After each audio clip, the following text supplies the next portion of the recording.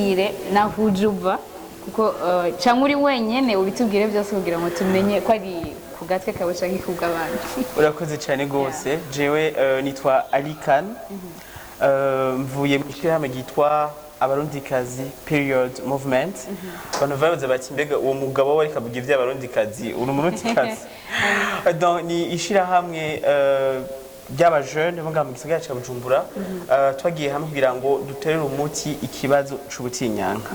Ego ubutinyanka ni ikintu abantu benshi bumengo mu Burundi mengo kiri tabu ko hari amatimonyaje menshi twogenda turavuga ugasanga ibintu mengo iyo ugiye mu butinyanka uri mwigeme usanga umengo urabaye igicibwa mbwa ni kubera ko twabigiye nkaca mvuga nti kuri wewe wiyumviye gute nk'umuntu Imana yakoze kugira barungike kuri wewe nk'umuntu wiyumviye gute kuja muri iyo shirahamwe na cyane ku bintu by'ubutinyanga bitakuraba? Je nibaza yuko benshi ku bahungu canke ku bagabo ni ukutamenya. Nibaza ko ikibazo c'ubutinyanka kitoraba twese kuko nimba jewe ndiho canke wewe ukaburiho baza ko ari kubera iki niko ko mama wawe yashobora kuja mu butinyanka. Urumva biraturaba twese gusa nuko uko tubayeho muri societe yagira afata ubutinyanka uko butari. Rero kugira nje muri rishirahamwe abarundikazi period movement narabaye novuga touché par un témoignage oculaire jonye nabonye y'umukobwa yagiye muri uko kwezi hama atagakoresho afise kuja mu butinyanka. Ndabona ukuntu ari traumatisé, ndabona ukuntu bimubabaje cyane gose. Nanje nduva ndababaye ko sanzwe nkunda abantu, sanzwe nakunda kubona abantu bari barababara cyane gose. Hama cyo gituma mu ishyirahamwe abarundikazi period movement turi ugwaruka twagiye hamwe kugira ngo by'ukuri tugarukire iteka ry'abakobwa babura udukoresho two kuja mu butinyanka.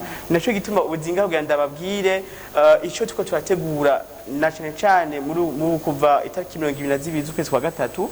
Donc twaratanguye urazi kwezi kwa gatatu twara kwezi ibityango no kwezi k'umukenyezi. Turiko twateguye i campagne nuvuga ngo isekeza twise iteka mu kwezi. Iteka mu kwezi novuga ko iteka natwe tugitahura twese iteka guhiteka umuntu no kumufata neza cyane gose. Hama iteka kuba ari na propre bwiwe, voilà propre bwiwe. Hama mu kwezi kubera iki bijanye na menstruation. Menstruation umva mu kwezi kuja mu butinyanka kuja mu kwezi mugabo butinyanka nyene. Rero ni iteka mu kwezi zinga kugira ngo ndababwire igituma twatoye iryo zina iteka mu kwezi. Mbega tuvugiye iki mu iteka mu kwezi n'igiki dushaka gushikako muri iyo campagne iteka mu kwezi? Nibaze ko washugira ko mbere ese unabitubwira iyo campagne muri ko muyitunganya gute mwipfuje uko je musujeje ndabazi haraheze igihe kinini ndabazi nzi ko muri ugwaruka muja hamwe mugakora ayo makotex mwikoreye kandi murabahinga cyane bikoreye n'iminwe yabo hama bagaheza bagafasha. Ndazi ko bamaze gufasha batari bake. Iyi kampanye mwateguye ije guhindura ikije kubafasha nkuko wahereye ubivuga ubwa mbere. Turazi ko ikibazo c'ubutinyanka ntikivugwa cyane gose.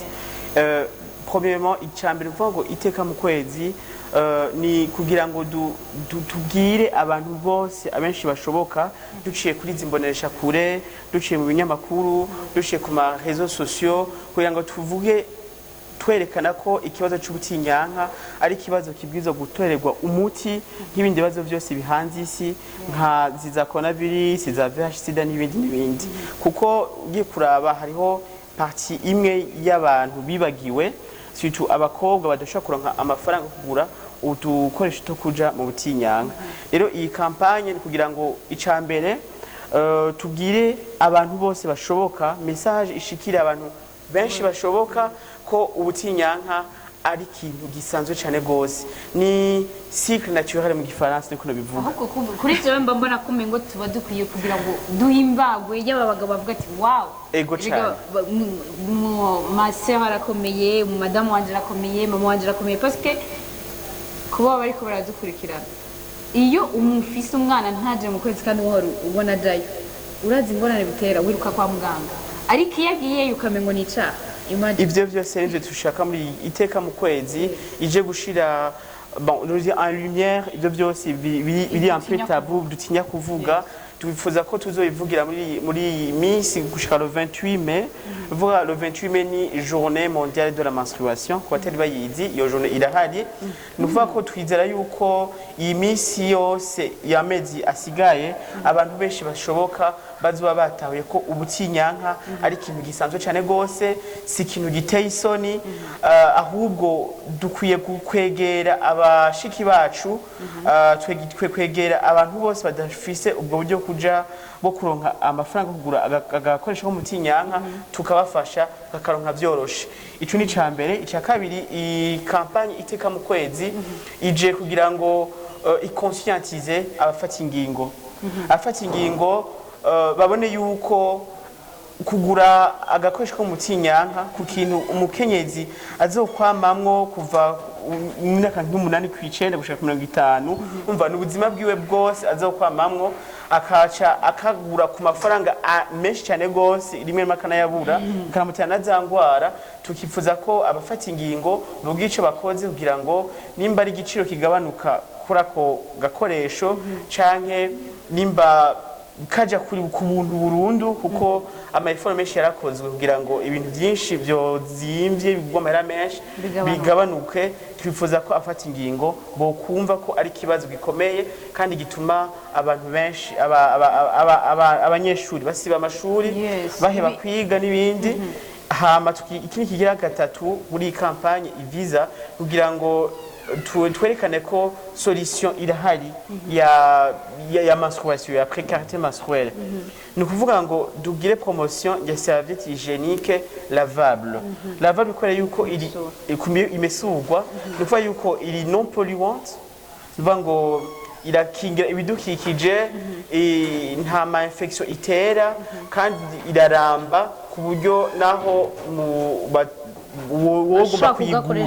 woshaka kuyigura arazi neza ko atazoka amadepense amahera menshi cyane gose mu mwaka ashaka kwikoresha umwaka urenga imyaka ibiri agafasha yayifashe neza niyo speciality natwe dufise muri APM ibyo urabizi turazikora kandi kushikisa ntuzigurisha turacazitanga ku buntu ku batishoboye iyi campagne rero izoba irimo byinshi cyane gose kugira ngo abantu abo message izoshikira bashobore gutahura yuko ubutinyanka kandi ikintu gisanzwe abashobora kandi gice badufashije kugira ngo dushobore gushikira benshi bashoboka nico kibazo nagira ndakubaze tunasozera mbere watubwiye byinshi turazi ko mutanga ubwo bukoresho ku buntu abantu benshi je nagenganira nabo bakavuga ati none ko tuzi bakoresha impuzu ko tuzi bakoresha ibintu byinshi ko tuzi bakoresha amamashini yo kubidoda ayo mahera bayakura urakoze cyane ni nayo iyi campagne ikitubinahari nabiciye ko turifuza ko hagira abadushigikira kuko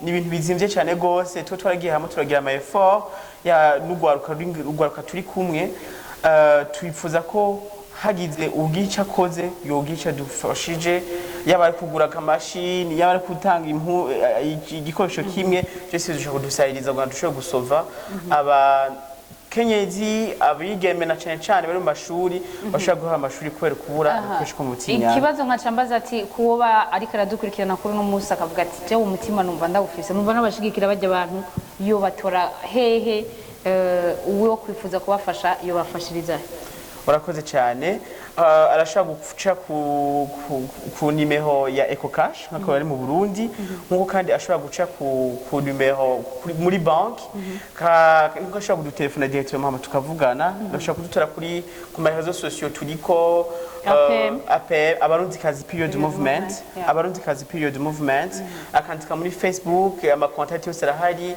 akaja kuri Instagram turiko kuri site yacu abarundikazi period movement abashaka kudutora cyangwa kana telefone directement kuri 79 652 610 79 652 610 Ego. Nuko rero reka tumushimire cyane atubwiye ibintu by'inkoramutima nibaze ko n'ikindi gihe azoza na cyane muri no campagne azoza dukorana ikiganiro cyose tuje kuri kimwe na kimwe nkuko twabikoze dutegura ikiyago buri munsi kugira ngo tungurane ubwenge kuko turazi neza ni bimwe hari abana benshi bahivye amashuri kubera ivyo, hari abana benshi bari traumatize kubera kuja mu kwezi.